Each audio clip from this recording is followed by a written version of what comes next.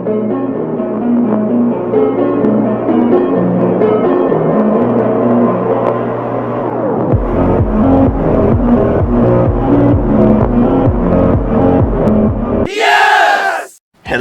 and welcome to once again a new video of our review series since 2018, and today I'm going to introduce something that I have mentioned in the video where I have made a video about my studio room tour, and everyone to check that video. So maybe I will put the links in the description, or maybe if we have enough time I will just going to put it somewhere in this video, which is going to be possible that it is going to come out on the top right corner of this video, which I don't know what it's all about. And you know what the thing is?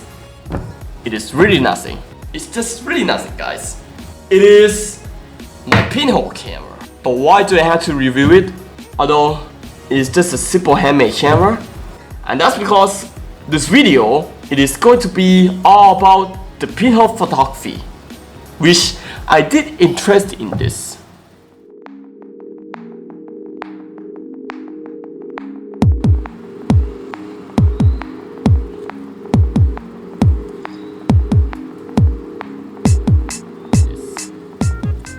And sorry for my sore throat at this point right now.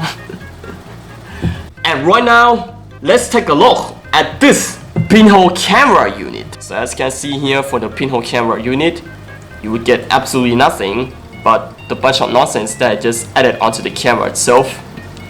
So as you can see here, I got this where the most of the camera have, and here is the name of the camera itself. But on the front, you would get a macro lens, which it actually acts as an actual lens. But instead of just a macro lens, but in this case, this macro lens, it is actually did a very good job at bringing an actual lens, and it is actually going to be projected onto a semi-transparent film on the back. So as you can see here, here's what it looks like for an image, which it is actually going to be completely upside down.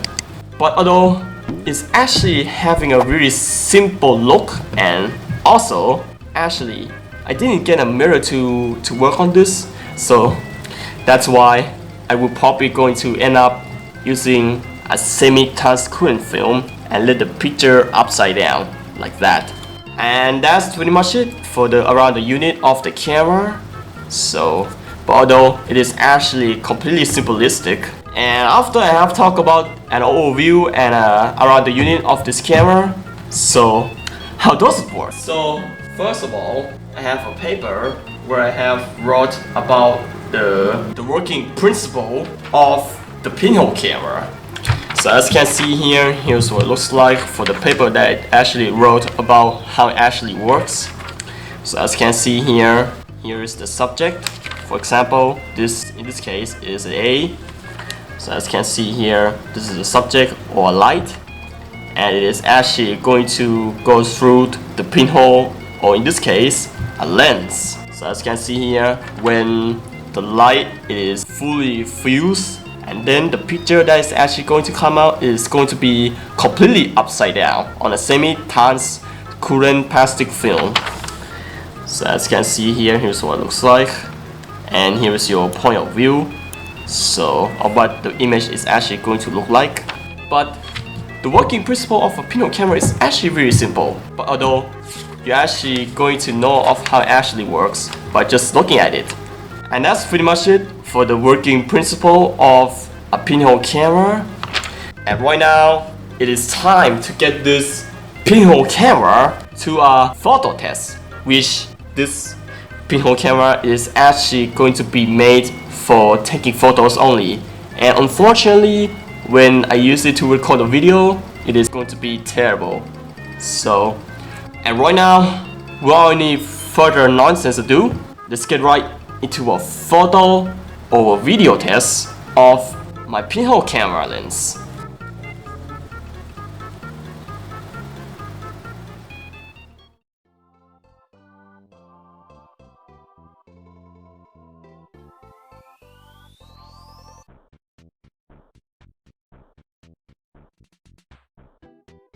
And here's some video tests taken from my handmade pinhole camera.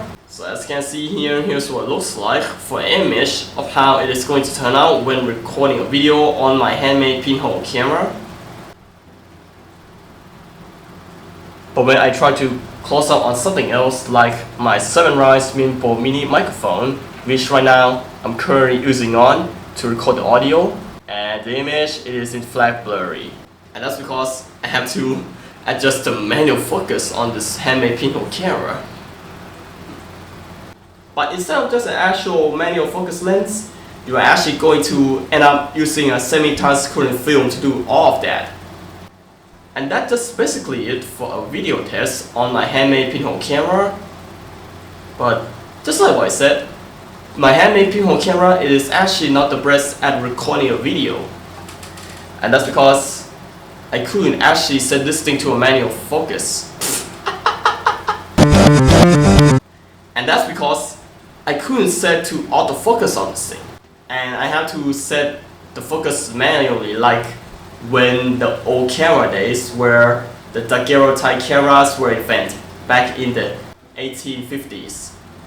But my handmade pinhole camera lens is going to give you an exact same idea of how back then when the daguerreotype camera were invented back in 1850s, which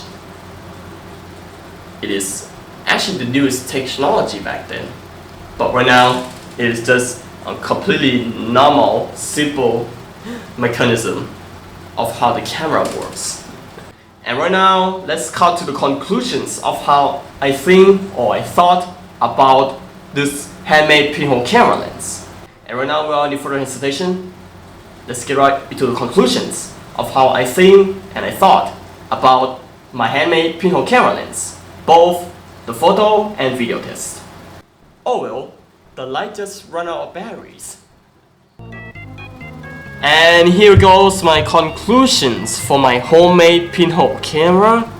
So let me say that this camera, it is actually has the exact same idea where back in the 1850s where the daguerreotype cameras were invented back then. But instead of just using an actual manual lens like we actually see today, but this pinhole camera, you have to slide in or slide out to get into the point where it actually focuses. So as you can see here, here's the image again. But although my homemade pinhole camera, it is actually the best at taking photos.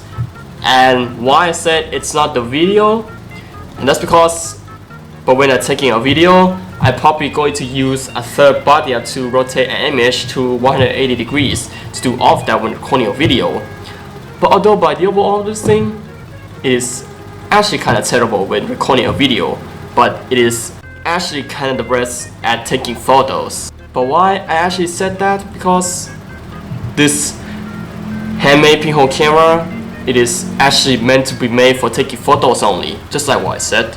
And although I did actually add this magnifying glass to the viewfinder, which it actually magnifies the image of what is actually going to show.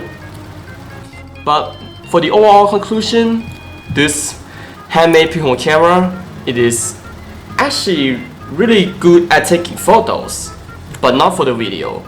Because, oh well, this thing, it doesn't even have autofocus.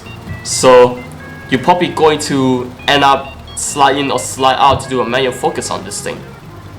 But oh well, it is actually going to give you an idea of how back then when the daguerreotype cameras were invented back in 1850s.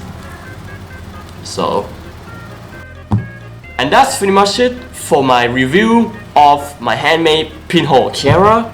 And I hope you guys enjoyed this review slash educational video. And also don't forget to leave a like, comment and subscribe. I appreciate that. And I'll see you guys later in the next video, where I'm going to do more quality content like this again. Oh, good content all over again. And with that, once again, thank you guys for watching this review of my handmade pinhole camera. And also this video is kinda educational for some reason. I don't even know why. And with that, thank you guys for watching this video. Don't forget to leave a like, comment and subscribe. I appreciate that. And I will see you guys later in the next video, where I'm going to do more quality content like this. And I will see you in the next video. And also, don't forget to leave a like, comment, and subscribe as usual. Until next time, I'll become active again. Bye.